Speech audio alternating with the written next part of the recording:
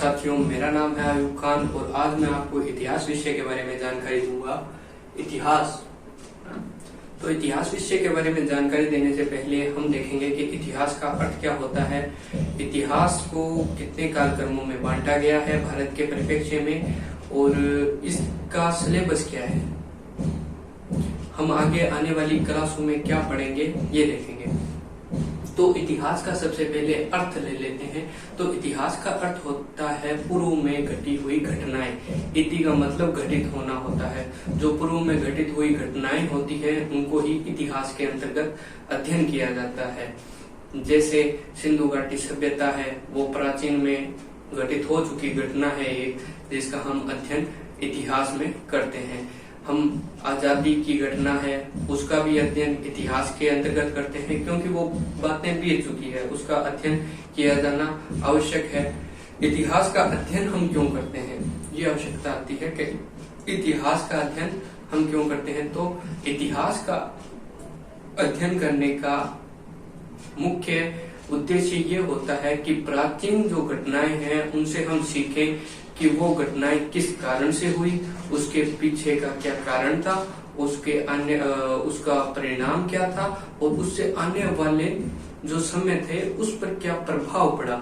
इन बातों का अध्ययन किया जाता है इतिहास के अंतर्गत। और इतिहास को पढ़ना इसीलिए आवश्यक है क्योंकि जो घटनाएं हो चुकी हैं उनको दोहराने के समय हम ध्यान रखें कि उनके क्या कारण, क्या परिणाम हो सकते हैं, क्या दुष्परिणाम हो सकते हैं, उनका कैसे निवारण किया जा सकता है।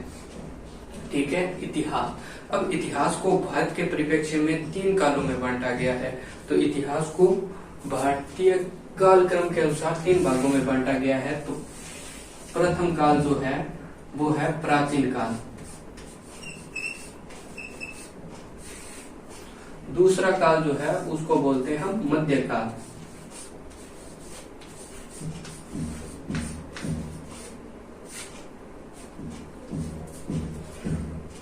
तीसरा जो है उसको हम बोलते हैं आधुनिक काल।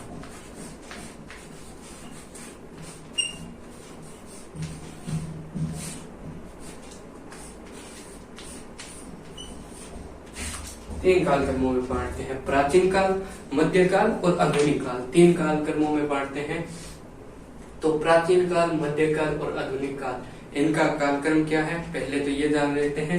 तो प्राचीन काल जब से मानव की उत्पत्ति हुई तब से लेकर 712 ईस्वी तक है। जब से मानव ने जन्म लिया इस पृथ्वी पर तब से लेकर 712 ईस्वी तक है। 712 ईस्वी से लेकर प्लासी के युद्ध तक क्या चलता है, मध्यकाल। और आधुनिक काल कहां से स्टार्ट होता है, प्लासी के युद्ध के बाद। प्लासी के बाद से आधुनिक काल की शुरुआत हो जाती है। तो क्या कारण था कि प्राचीन काल 712 ईस्वी से स्टार्ट हो गया, खत्म हो गया और मध्यकाल स्टार्ट हो गया। क्या कारण था कि मध्यकाल प्लासी के युग पर आकर समाप्त हो गया और आधुनिक काल स्टार्ट हो गया। तो इसके पीछे का कारण यह था, इसके पीछे का लॉजिक ये था कि प्राचीन काल में क्या हुआ, हमारी प्राचीनता जो सभ्यता थी वो विकसित हुई, टूटी। 712 ईस्वी में आकर क्या हुआ, अरबों का सिंध पर आक्रमण हुआ, भारत पर आक्रमण हुआ अरबों का। और अरबों ने भारत के एक पार्ट को सिंध जीत लिया और उसी से भारत में अरबों का आगमन हो जाता है या मुस्लिमों का आगमन हो जाता है। इसलिए 712 ईस्वी की डेट रखी है, क्योंकि वो जो युद्ध हुआ था, जो अरबों ने जीता था दाहिर सिंध के राजा के खिलाफ, वो 712 ईस्वी में हुआ था। अब 712 ईस्वी में वो युद्ध हुआ, अरबों ने वो जीता और वहां से अरबों का आगमन भारत में हो गया और मुस्लिम साम्राज्य की नींव एक प्रकार से डल गई, यानी मुस्लिम राज्य की भी एक नींव डल गई। ठीक है। तो वहीं से मध्यकाल स्टार्ट होता है और मध्यकाल 712 ईस्वी से प्लासी के युद्ध तक। प्लासी के युद्ध में ऐसा क्या हुआ कि फिर आधुनिक काल स्टार्ट हो गया। प्लासी के युद्ध में ऐसा इसलिए कहा जाता है कि प्लासी के युद्ध के बाद से आधुनिक काल स्टार्ट हो गया, बिकॉज ऑफ प्लासी का युद्ध जो हुआ था वो दो पार्टियों के मध्य हुआ था। आप मान लीजिए, एक तो थे अपने बंगाल के नवाब, दूसरी तरफ थे अंग्रेज। अंग्रेजों ने अपनी महत्वाकांक्षा को पूरा करने के लिए बंगाल पर कब्जा करना चाहा, लेकिन नहीं हो पाया, इसलिए उन्होंने युद्ध की नीति अपनाई और प्लासी के युद्ध में वो बंगाल के नवाब सिराजुद्दौला को हरा कर परास्त करके बंगाल पर अपनी नींव कायम कर लेते हैं और वहीं से ही वो कहते हैं कि आधुनिक काल स्टार्ट हुआ। तो प्लासी के युद्ध से ही क्यों हुआ? प्लासी के युद्ध से ही क्यों हुआ? उससे पहले क्यों नहीं हुआ? अंग्रेजों से पूछा गया तो अंग्रेजों ने कहा क्योंकि हम आए, आप आए इसका मतलब आधुनिक काल स्टार्ट हो गया। भारतीय इतिहासकारों ने कहा बेसिकली आप आए तो आधुनिक काल स्टार्ट हो गया। ऐसा कैसे? तो अंग्रेज जो इतिहासकार थे उन्होंने जस्टिफाई किया कि देखो, आप पहले सभ्य थे प्राचीन काल में, उसके बाद में प्राचीन काल जैसे जैसे आगे बढ़ता गया तो आप अपनी सभ्यता, प्राचीन सभ्यता, अमूल्य धरोहरों को भूलते गए और मध्यकाल में आते आते आप पूर्ण रूप से भूल गए। आप अपनी सभ्यता से विचलित हो गए और आधुनिक काल में हम आए हैं आपको आपकी सभ्यता और सभ्य बनाने के लिए, आपकी सभ्यता को सभ्य बनाने के लिए हम आए हैं। हमारे थ्रू हम प्रेरक हैं और आपको प्रेरित करेंगे सभ्य बनने के लिए। तो इसीलिए वो बोलते हैं कि यहाँ से आधुनिक काल स्टार्ट हुआ। तो ये तो था प्राचीन काल, मध्यकाल और आधुनिक काल। अब हम बात करते हैं प्राचीन काल। प्राचीन काल में क्या क्या टॉपिक है और क्या क्या टॉपिक है, उसके क्या क्या सब टॉपिक हैं और उनका कालक्रम वगैरह छोटी मोटी जानकारी लेंगे।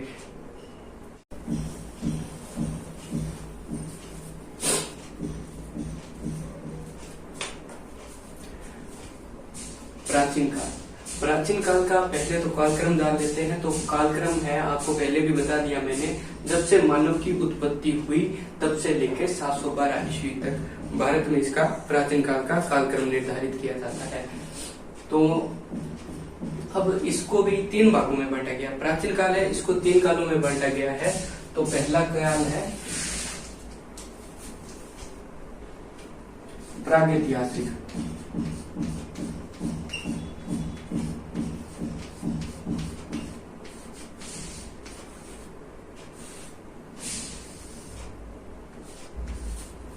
दूसरा काल है आद्य ऐतिहासिक।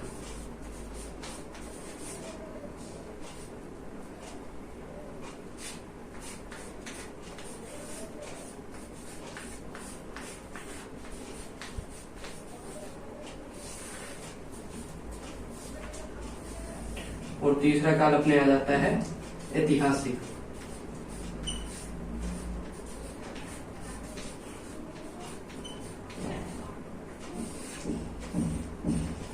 ये 3 कालक्रमों में बांटा गया है, प्रागैतिहासिक, आद्य ऐतिहासिक और ऐतिहासिक। प्रागैतिहासिक, आद्य ऐतिहासिक और ऐतिहासिक कालों में इसको क्यों बांटा गया है आपको बता देता हूँ। इसको लिपि, भाषा के आधार पर बांटा गया है। प्रागैतिहासिक में क्या था, ये वह काल था जिसमें ना तो मानव को लिखना आता था न पढ़ना आता था, ठीक है, तो उसको बोलते हैं प्रागैतिहासिक काल। आद्य ऐतिहासिक काल में क्या था कि ये वह काल है जब मानव को पढ़ना और लिखना तो आता था और उन्होंने लिखा भी है, लेकिन उसकी लिपि को हम नहीं समझ पाए हैं, जैसे हड़प्पा सभ्यता, ठीक है। और उसके बाद में आता है ऐतिहासिक काल, जिसमें मानव ने पढ़ना लिखना जान लिया था और उनकी बातों को या फिर उनके द्वारा जो लिपिबद्ध किए गए हैं उनको हम भी आज समझ पाते हैं, तो उसको रखा जाता है ऐतिहासिक काल में। तो ये 3 काल होंगे, इसके उपकाल होंगे प्राचीन काल के। तो प्राचीन काल के प्रागैतिहासिक काल में हम सबसे पहले पढ़ेंगे पाषाण काल।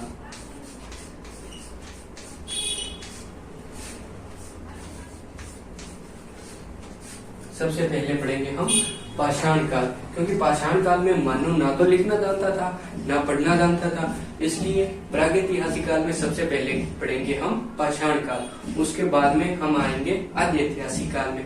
आद्य ऐतिहासिक काल में क्या था, जब मानव पढ़ना और लिखना जानता था बट हमने उसकी लिपि को अभी तक नहीं पढ़ पाए हैं। तो ऐसी कौन सी सभ्यता है, तो एकमात्र सभ्यता है सिंधु घाटी सभ्यता। या फिर हड़प्पा सभ्यता।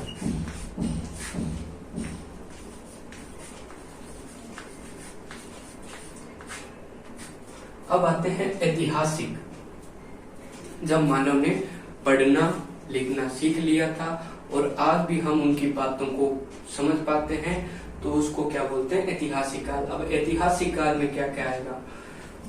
तो पहला टॉपिक हो गया हमारा पाषाण काल, दूसरा टॉपिक हो गया हमारा हड़प्पा सभ्यता। अब तीसरे टॉपिक पर आते हैं।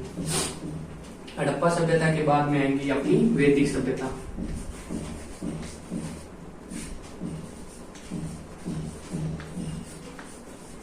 वैदिक सभ्यता। उसके बाद में चौथा टॉपिक आएगा अपना वैदिक सभ्यता के बाद। वैदिक सभ्यता क्या थी? एक ग्रामीण सभ्यता थी। सिंधु घाटी सभ्यता के बाद में वैदिक सभ्यता आई। सिंधु घाटी सभ्यता, हड़प्पा सभ्यता या सिंधु घाटी सभ्यता, ये एक नगरीय सभ्यता थी। जब पाषाण काल में मानव ने नगरों का निर्माण कर लिया था, उसके बाद में नगरीय सभ्यता के रूप में हड़प्पा सभ्यता आई। लेकिन जब आर्य संस्कृति आई तो भारत में ग्रामीण सभ्यता का निर्माण हुआ, ग्रामों में लोग रहने लगे, तो पहली ग्रामीण सभ्यता वैदिक सभ्यता के रूप में उभरी। उसके बाद में आएगा फिर से नगरीयकरण होगा हमारे भारत का, और महाजनपद के रूप में एक काल आएगा जिसको हम कहते हैं महाजनपद काल।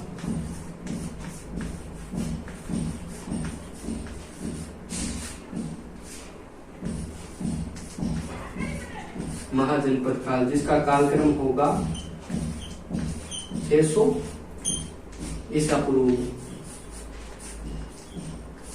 ठीक है, 600 ईसा पूर्व में महाजनपद काल आएगा, और महाजनपद अंगुत्तर निकाय में 16 महाजनपदों का नाम लिखा गया है या नाम लिया गया है अंगुत्तर निकाय में। ये ग्रंथ है, प्राचीन ग्रंथ है, जिसमें 16 महाजनपदों का नाम लिया गया है। अंग, मगध, काशी, कौशल, वज्जी, मल्ल, चेंदी, वत्स, पुरु, पंचाल, मत्स्य, अस्मक, अवंती, गंधार, कंपोज, ये 16 महाजनपद हैं जिनका नाम लिया गया है। और इन्हीं 16 महाजनपदों में से एक जनपद उभर कर आता है जिसका नाम है मगध। मगध उभर कर आता है, और हम पढ़ेंगे महाजनपद के बाद में मगध साम्राज्य के बारे में। मगध साम्राज्य का उत्थान में 3 राजवंशों का बहुत योगदान है। 3 राजवंशों के बारे में इसके मगध का जब अध्ययन करेंगे तो 3 राजवंशों का हम अध्ययन करेंगे। पहला होता है हर्यक वंश, दूसरा होता है शिशुनाग वंश, और तीसरा होता है नंद वंश। हर्यक वंश की स्थापना बिंबिसार करता है, और इसमें हम बिंबिसार और अजातशत्रु 2 राजाओं को पढ़ेंगे। इसके बाद में आएगा अपना शिशुनाग वंश। शिशुनाग वंश में हम पढ़ेंगे शिशुनाग, राजा का नाम है शिशुनाग, उसी ने शिशुनाग वंश की स्थापना की थी। शिशुनाग को पढ़ेंगे और कालाशोक, इन 2 को पढ़ेंगे। उसके बाद में आएगा नंदवंश। नंदवंश की नींव रखता है महापद्म नंद। तो उसमें नंदवंश में हम 2 राजा, महापद्म नंद और एक अंतिम राजा इसका नंदवंश का होता है घनानंद। उसके बारे में अध्ययन करेंगे। घनानंद की तो कहानी भी आपने सुन रखी होगी कि जब सिकंदर आता है तो वो पुरुषणी नदी पर राजा पोरस को हराता है, फिर आगे बढ़ता है, लेकिन व्यास नदी को पार नहीं कर पाता है और उसकी सेना उपद्रव कर देती है और सिकंदर को बोलती है कि हम व्यास नदी के आगे नहीं जाएंगे, क्योंकि आगे नंद वंश का महान शासक घनानंद है जिसका मगध प्रशासन है। इसीलिए सिकंदर अपनी सेना की बात मानकर वापस चला जाता है। तो इस मगध में उसी घनानंद की बात करेंगे, और उसी घनानंद को चाणक्य अपनी चाणक्य नीति से हराकर चंद्रगुप्त मौर्य को राजा बनाता है, और चंद्रगुप्त मौर्य साम्राज्य की नींव रखता है। तो उसी के बाद हम मगध साम्राज्य के बाद में हम पढ़ेंगे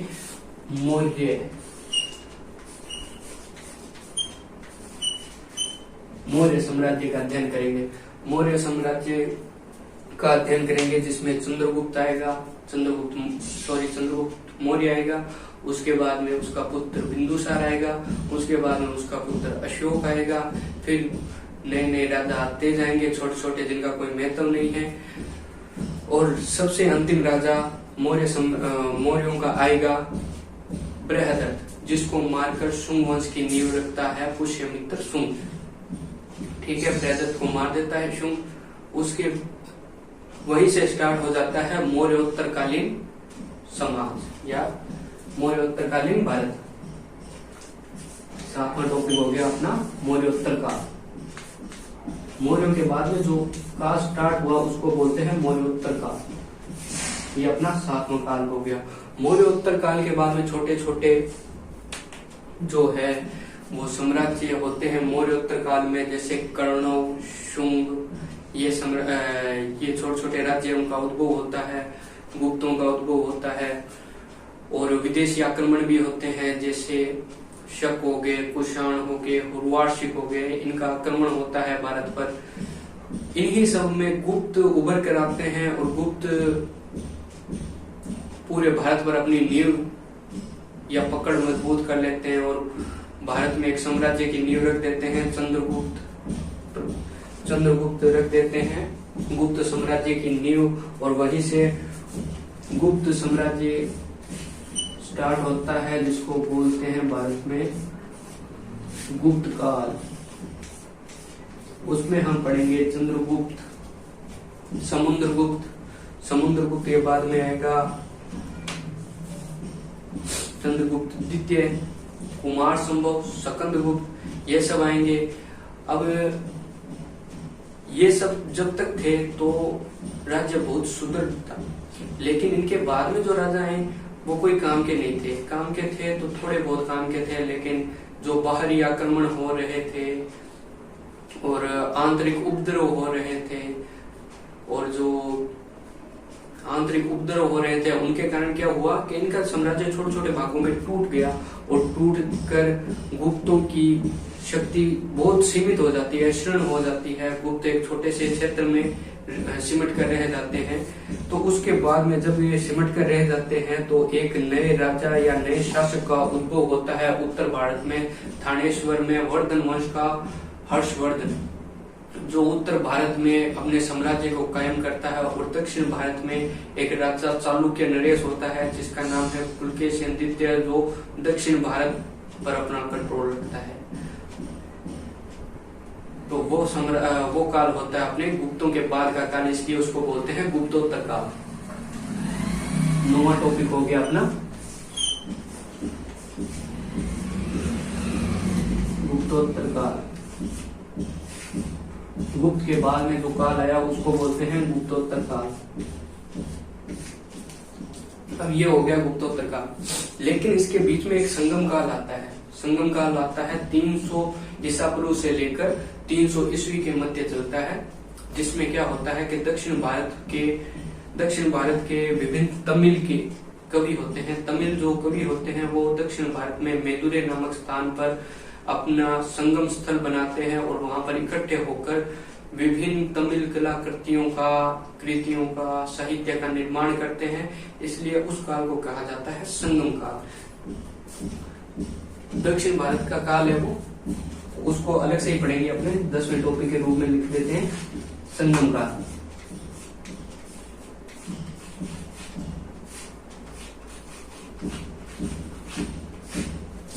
संगम काल ये 300 ईस्वी से लेकर 300 ईसा पूर्व से लेकर 300 ईस्वी तक चलता है। तो ये था हमारा बड़ा कॉन्सेप्ट जो हम आगे पढ़ने जा रहे हैं। इसके बाद में हम मध्यकालीन भारत चलाएंगे, और मध्यकालीन भारत में भी हम बहुत सी चीजें पढ़ेंगे। फिर आधुनिक भारत पर आएंगे, आधुनिक भारत में भी बहुत सी चीजें पढ़ेंगे। तो ये था हमारा आज का वीडियो। अगर आपको अच्छा लगा हुआ हो तो लाइक कीजिए, अगर आपके कोई सुझाव हो तो कमेंट बॉक्स में जरूर लिखिएगा। धन्यवाद। और पहली वीडियो है तो थोड़ी बहुत गलती हुई होगी, जिसके लिए मैं आपसे क्षमा प्रार्थी हूँ।